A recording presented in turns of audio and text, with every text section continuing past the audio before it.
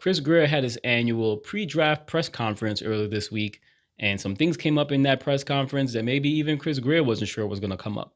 One of the things that we all know came up now is the fact that Jalen Ramsey and the Dolphins agreed to mutually seek a trade revolving the superstar. And for the Dolphins, that means that they'll be having less talent at the cornerback position than they did in 2024. But beyond that, the question itself lends to the idea that maybe Chris Grier not only wasn't really prepared to answer that question, it seemed like it caused him to fumble on some other questions that took place in the meeting as well. And one of the questions they asked Chris Grier was about the team's leadership. And do the Dolphins have enough leadership to carry them into the 2025 season? And without having to, he decided to name some names as to which people that he felt were on the roster that can contribute to being team leaders in 2025. And the guys that he named, including Zach Sealer, Jalen Waddle, Tyreek Hill, Alec Ingold, were among some of the people he named. Even Austin Jackson, he named his as a team leader for 2025. He left out Tua Tagovailoa's name. And it can speak to a lot of different issues why that happened. The most obvious answer could be that maybe Chris Grier doesn't view him as being a team leader, but that would be absurd, right? Because Chris Grier and the Dolphins gave Tua a huge contract last offseason when they really didn't have to. He was really on a fifth-year option, and the Dolphins could have allowed him to play on that contract, but instead they decided to give him a new contract. So I would like to believe that they felt that they were giving this contract that averaged about $53 million a year to a player that they believed was a leader and somebody who can help them achieve success in the future. So I don't think that's the reason. Now, there's another possibility that maybe Chris Grier just forgot Tua somehow. Like in the midst of having that question asked of him and not really being prepared for it, maybe he stumbled on the question and was trying to search his mind for who would be the best leaders for the team, and somehow he forgot about Tua. That's possible as well. But I think something else might be at play here, and that might be how Chris Grier perceives his job security. Now, he's never commented publicly about his job security of the team. He did say that he wasn't in fear of losing his job, and that's fine.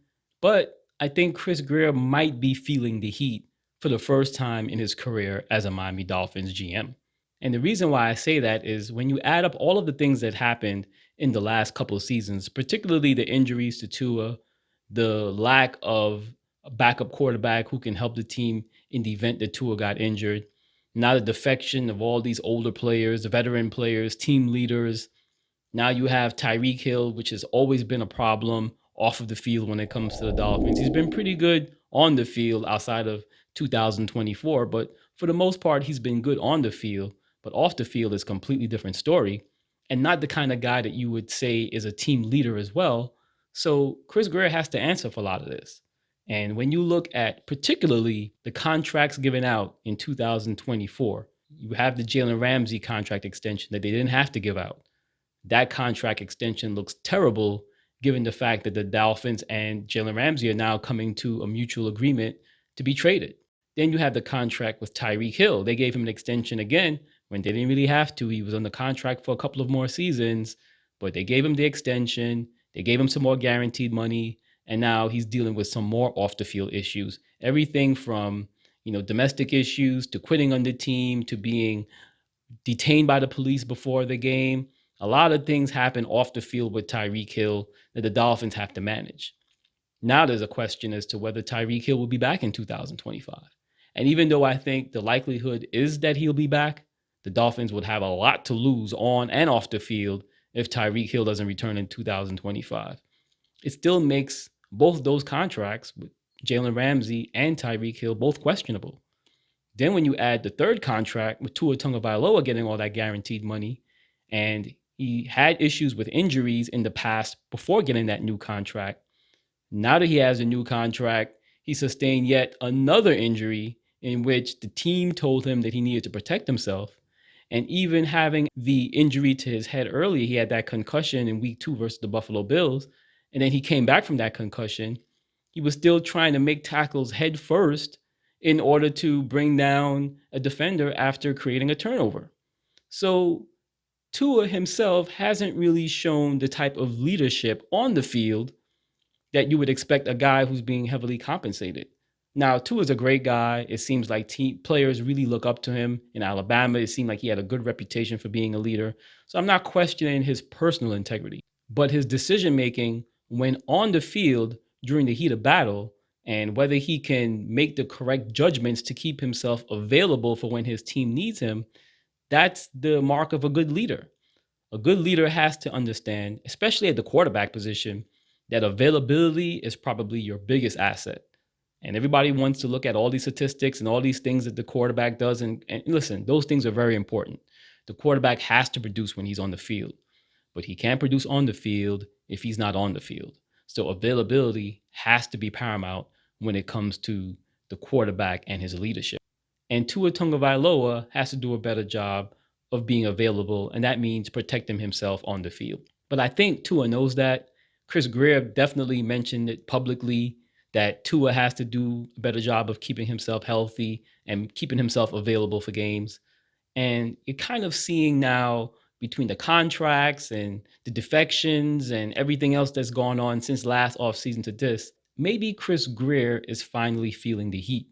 It seems like he's doing some things now that's not really consistent with his behavior in the past. He doesn't really call out players the way he did with Tua Tagovailoa.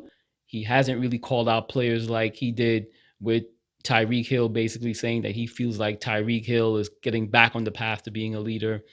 Those are the things that he never really spoke out publicly against players that play for his own team. And that might be a reason why there's a little bubbling of the pressure that Chris Grier might be feeling. And then when you look at Mike McDaniel talking about team discipline and all the things that the team didn't do in terms of following team rules, showing up late for meetings, those things speak to two men who are acting out of character when it comes to how they have presented themselves in the past. So you ask yourself, is Chris Grier feeling the heat? Is Mike McDaniel feeling the heat? And the reason why I bring that up is you want to know exactly how two guys now who are under pressure and maybe competing to keep their jobs in 2025, how that'll affect the draft. Will they be willing to trade future draft picks in order to save themselves this season? According to NFL rules, teams can trade first round picks up until 3 years into the future. So that means they can trade a 2026 first round pick, a 2027 first round pick, and a 2028 first round pick. But you can't trade any picks beyond that time. So the Dolphins have some ammunition in addition to their 10 picks that they have in this draft. They also have future picks that they can trade away. And not just first round picks, they can trade just about any pick in any of those drafts in the future. So, what will the Dolphins be willing to trade in the future in order to protect themselves this year? If Chris Grier feels that he's on the hot seat and he may be not coming back in 2026 and 2027, if Mike McDaniel feels the same way, then what's to say they wouldn't make a rash decision in order to try to save their jobs? And who knows how that would jeopardize the future going forward? So I think it's very interesting to see how Chris Grier perceives his own standing with the organization. And you may have a sense of what that is depending on his behavior during the draft. Chris Grier has been typically a kind of guy who makes wheels and deals during the draft. So trades that Chris Grier makes obviously is common to Dolphin fans. But if Chris Grier goes on and trades a bunch of picks in the future for a prospect this season or trade future draft picks beyond 2026, now that becomes uncharacteristic of Chris Grier. And that might be signs of a man who's trying to preserve his job with the Miami Dolphins. So that's something that you need to pay attention to. Then the other thing to look at in terms of Chris Grier's answer about leadership and leaving out Tua Tagovailoa is whether the Dolphins are not really going forward with Tua Tagovailoa into the future. It's a possibility the Dolphins didn't mention him because maybe they don't envision him as being part of their distant future. Now, I think that's a long shot. I think that for all intents and purposes, Tua will be the starting quarterback in 2025. Zach Wilson seems like he will be the backup. So I don't think that something that radical is going to happen in 2025, but it could lead some to speculate whether the Dolphins and Tua are destined to part ways. And if Chris Grier couldn't name Tua as being a team leader on a team that needs leadership in the worst way, again, no Teron Armstead, no Calais Campbell, possibly no Jalen Ramsey, then you have no Javon Holland. So there's a lot of possibilities. He could have simply forgot. He could have simply flubbed the question. He could have simply just not regarded Tua as being a team leader. Or Chris Grier might feel like his job is in jeopardy, and Tua Tagovailoa is the primary source of that.